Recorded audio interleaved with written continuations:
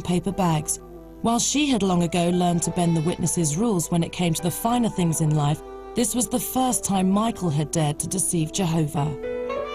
Not having those gifts unless they're wrapped in brown paper is similar to the idea of it being okay to lie if it's for your image and public relations. Well... Michael's grip on the truth was completely coming loose. And when he finished rebuilding Havenhurst, he set out on an even more ambitious course by reinventing Michael Jackson. I can only tell you what I know and what I heard and what he told me, that one was, I would like to separate myself from the Jackson 5 and become me, Michael Jackson. So in that separation, he changed himself. He had a song called Man in the Mirror, Change, and that's what he tried to do. He tried to change. He tried to change what he saw in the mirror, because he obviously didn't like himself, even though he was a big star. In the real world, Michael was one of 5 singing brothers in a poor black family. But in the lie he told himself, he was Peter Pan, an androgynous orphan from a lily-white fairyland.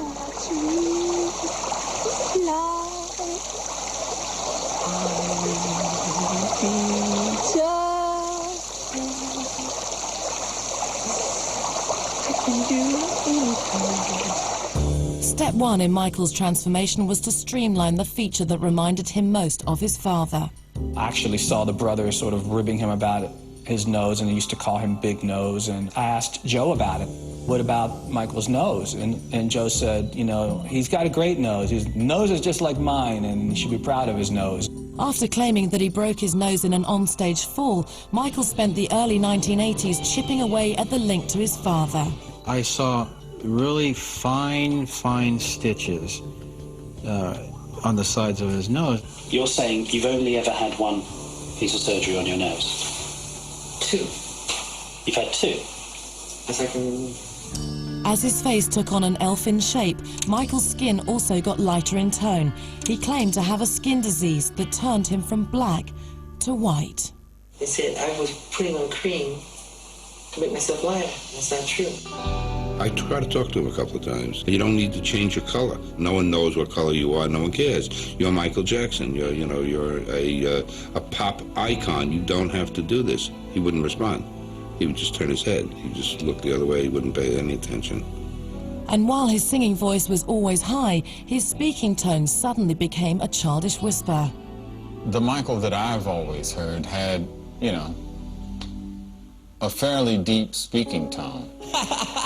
Can we try it just one more time? Then we'll take it from the top. I hope he doesn't get angry at me for telling you this, but that's his public persona. I remember a time I called him up and he answered the phone and I didn't know I was talking to him because he was talking in his normal voice, which is pretty deep.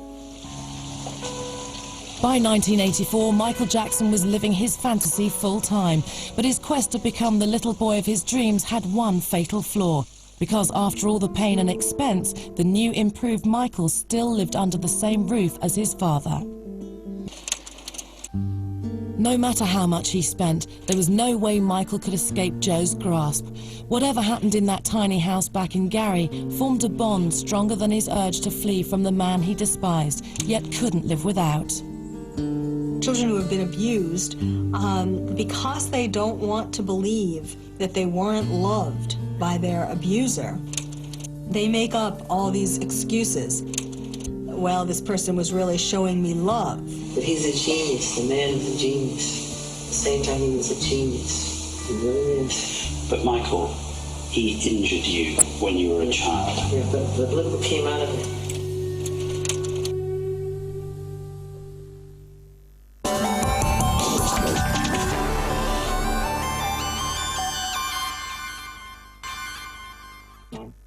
The years between 1978 and 1984 saw the emergence of a new Michael Jackson. He went from a shy teen with dreams of a solo career to a brash 25-year-old with delusions of grandeur on a scale never seen before.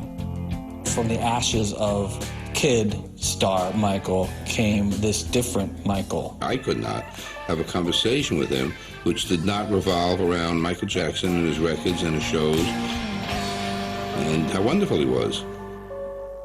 Michael's millions had allowed him to rewrite his history and reinvent himself, but behind the shades and sequin glove, he was still a lonely soul. Michael's options for companionship were few. As a boy, he was scarred by his abusive father's infidelity and scared celibate by the Jehovah's Witnesses. And if he were gay, both his heavenly father and his earthly mother would never allow it. Homosexuality is strictly forbidden within the church. There's no coming out. It's not accepted, and you can't do it, and you got to be celibate. No, he's